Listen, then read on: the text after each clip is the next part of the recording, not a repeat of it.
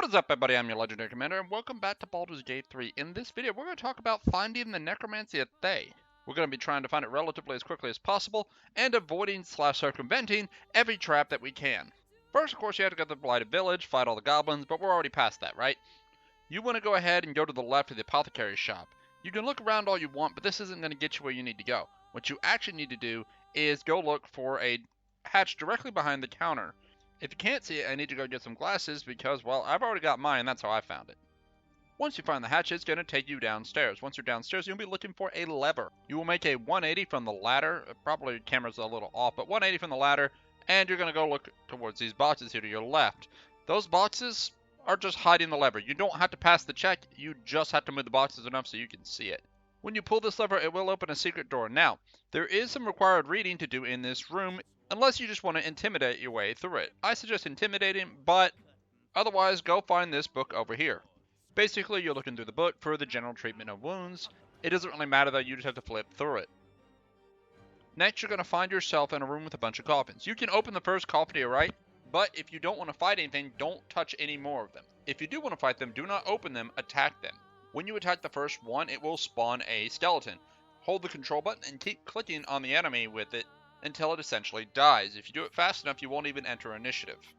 At this point, you'll be able to look through all the coffins without them exploding now, whereas before, if you looked in any coffin other than that first one, it would automatically explode in a skeleton and you'd be surprised, giving the skeletons plenty of time to open more coffins. If you want to kill the rest of the skeletons, proceed to just attack the coffin individually and then just spam the control button, and that way you can farm the XP.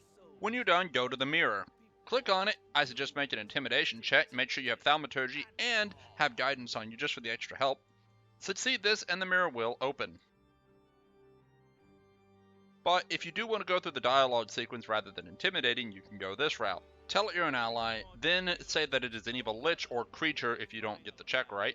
When it asks about wounds, say you've read it in a book that you just recently read. And then for the final question, tell it that you are trying to get the worm out of your head, which it believes you're saying you're trying to survive. With those 3 questions answered, it will let you in. What you'll do next is you'll walk into the room, pretty much head straight, a little off to the right, you'll see a doorway. You're going to go in there and you're going to find the rusted key. Pick up that rusted key. Pull the lever while you're there. Then you're going to make a complete 180, head to the other room with a metal barred gate. Walk up, you should just be able to open it. Don't worry about the traps, ignore them, and stand at the doorway. Click and drag the book to you rather than going in there, you'll be safe from the flames, and then you can drag the book wherever you want or pick it up right there, and it will be safe out of your way. Now, if you want to destroy this book immediately, I suggest actually putting the book back in the doorway and hitting it with some sort of radiant damage there. You'll have to use something like Guiding Bolt or a Smite. Sadly, Sacred Flame doesn't work. However, be prepared because there are going to be 3 creatures that are going to pop out. So with that said, make sure you have the whole party with you because you want to stack the initiative so that you can go first. Because this is the part that's going to be great by leaving the book in the doorway. Because they're at the doorway, they will spawn inside the room with the flames going. Sometimes these shadows will basically spawn outside of the gate, but most of the time 2 of them will always spawn inside. They don't always enter the initiative order, however 1 normally does. Either way, your goal is to, at this point, be at the top of initiative. If you can be at the top, you can essentially stop all these creatures from moving. This can be used in a high dex character or blessing your characters. What this does essentially is causes the creatures to stop. Now, the creatures that don't enter initiative may just spam healing spells as they escape the flames by moving off into a weird corner. But any caught in the flames while in initiative cannot heal, and they are forced to fight you like regular, but the game is still running in free time for everything else. So, the ones in initiative will die if they're within the flames just by standing there doing nothing. The others that aren't will run off and hide or do whatever essentially until you lock them in initiative. If they blink away, try to do something like shatter so that way you can make them visible. Just keep an eye on where they went. This encounter is worth 75 XP if you want to go this route. Also, do yourself a favor, don't stand in the doorway. But let's say you don't want to destroy the Necromancy at Thay. Well, in this case, you're just going to pick the book up and leave the area, and you're going to head across the street to where you'll find a well. You'll throw a coin in it, or you'll do a check to basically find out that the well goes deeper than it should. You'll climb down that well. At this point, you'll want to go stealth, and you're going to try to sneak up on the 2 ettercaps and phase spiders. The best spot I seem to have found was up and to the left up here once I got down the way. It's going to give you a high ground advantage, at least for a little while. And depending on what kind of playthrough you're doing, whether or not you're long rest spamming or you're actually trying not to long rest much at all, basically wait for a good opportunity to drop a shatter or some other area effect spell. I also have free extra first strike, so that helps.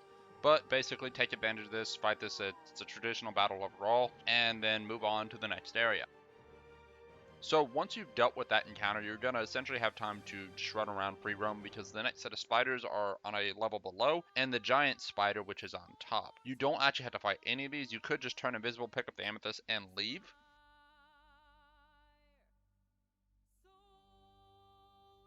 However, we all know we're going to go fight this spider. So in order to fight this spider, from my perspective, we're going to use the furthest left bridge. You're going to wait for it to climb onto it, and then you're going to hit it with something that will knock the bridge out. This will cause the spider to fall and take roughly about 20-25 points of damage. After it hits the ground, then you need to target it again and hit it again. A lot of times it doesn't join combat, and thus it will start to do that healing thing that creatures do when they're not in combat to bring them back to full health.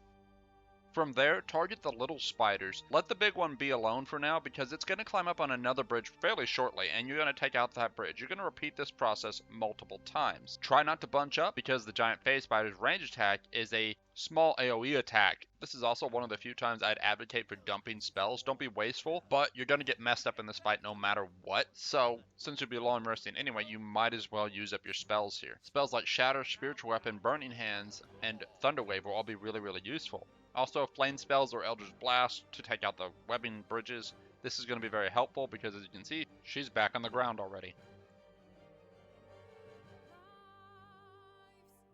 Now that you've gone down and picked up the amethyst and you have the book, you're going to go ahead and open the book again. This time it's going to give you an option to put the amethyst in the book.